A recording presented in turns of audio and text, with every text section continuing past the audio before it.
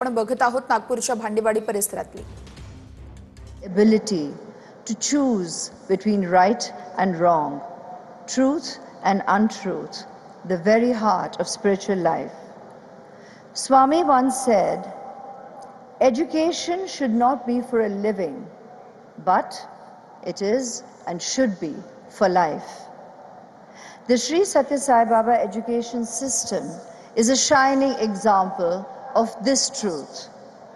From Bal Vikas programs to value-based schools, colleges, and even a free multidisciplinary university, serving thousands of students every year free of cost, without discrimination and rooted in values.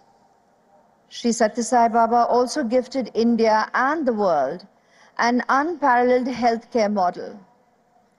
His super speciality hospitals here in Puttaparthi, Whitefield, Kolkata, and in Navi Mumbai provide world-class treatment completely free of cost to lakhs of people, proving that the 5 C's he always spoke about, that is, compassion, charity, character, calmness, and contentment, not commerce, must drive caring for all humankind.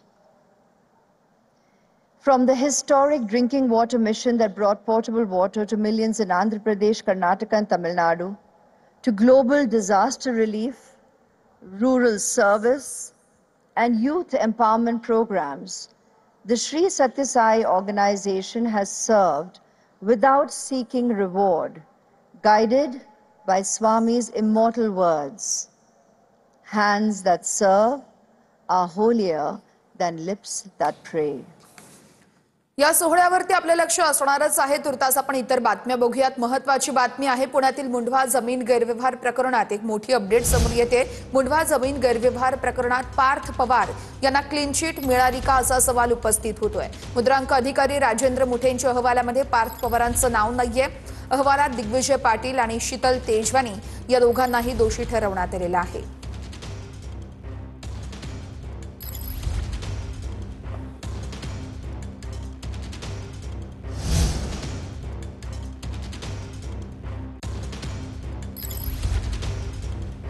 Parth Pawar ज्या कंपनीचे संचालक आणि ज्याचा 99% share आहे त्याचं नाव याच्यात येत नाही आणि ज्याचा 1% शेअर आहे. मला असं वाटतं येणाऱ्या काळात महाराष्ट्रात काय देशात सुद्धा 1% आता एखाद्या वेळेस एखादा 0.1% सुद्धा शेअर होल्डर येतील आणि नंतर 99.99 वाले त्याच्या नावावर काही गोष्टी करतील, चुकीचे कामं करतील आणि त्याला कायद्याच्या खचाट्यात आणतील. वाटतं ही वृत्ती येणार काळात होऊ शकते. त्यामुळं पार्थ पवार सुटेल नाही तर अडकेल याच्यापेक्षा म्हातारी मेल्याचं दुःख नाही पण काळ सोसावेल आणि मग सरकारला याच्यामध्ये जो न्याय पार्थ पवारला लागला तो इतरांना सुद्धा लावावा लागेल. एकमेकाच्या पक्षातले कार्यकर्ते घेऊनही जसं एकमत आहे तसं पार्थ पवारला वाचवणं कारण नाही. त्याला वाचवायचं का? कारण सगळ्यांच्याच हात दगडाखाली आहे. कोणी ना कोणी कुठं ना कुठं अडकलेलं आहे. प्रत्येक याच्यामध्ये कोणाचा ना कोणाचा हात आहे. त्याच्यामुळं आपल्या म्हणतो चोर चोर सगेरे भाई अशा पद्धतीनं हे चोर चोर सगेरे भाई सगळे झालेले आहेत आणि म्हणून पार्थ पवारला वाचवण्याचा प्रयत्न याच्यातून होतो. आमच्याकडं मराठीत म्हणे चित बी मारा आणि पट बी मेरा, दोन्ही माझंच. आणि त्यामुळं मोठे साहेबांना ते देणंच योग्य नव्हतं खरं.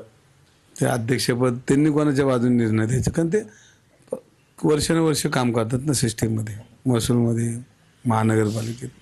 त्यामुळे ते रिटायर जज किंवा दुसरं कोणावर दिलं असतं तर लोकांना त्याच्याबद्दल सरकारबद्दल बरं वाटलं असतं आणि जर निर्दोष असतील तर दुसऱ्या मार्फत करायला पाहते.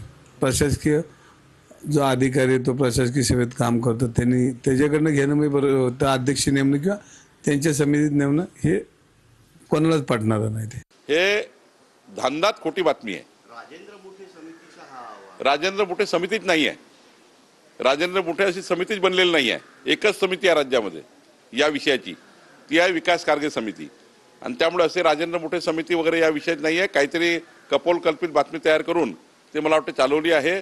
IGRच्या अधीनस्थ काही अधिकारी असतील त्यांनी काही प्राथमिक चौकशी केली असतील ते त्यांचा भाग आहे, पण राज्य शासनाने या पूर्ण विषयाकरता विकास खारगे समिती नेमलेली आहे. आणि एक मोठी बातमी आहे, राणा जगजितसिंह पाटलांचे सुप्रिया सुळेंना पत्र आहे. तेरणा ट्रस्टच्या आरोपांवरून सुळेंचा राणा पाटील यांच्यावरती निशाणा होता. माझ्यावरती केलेले आरोप चुकीचे असल्याचं राणा जगजितसिंह पाटील म्हणतायत. तुळजापूर ड्रग्ज प्रकरणातील आरोपीला भाजपात प्रवेश असा सुळेंनी आरोप केला होता आणि त्यानंतर राणा जगजितसिंह पाटील यांच्याकडून स्पष्टीकरण देण्यात आलेलं आहे. राणा जगजितसिंह पाटील यांनी सुप्रिया सुळेंना पत्र लिहिलेलं आहे आणि स्पष्टीकरण दिलेलं आहे. तेरणा ट्रस्टच्या आरोपांवरून निशाणा आहे.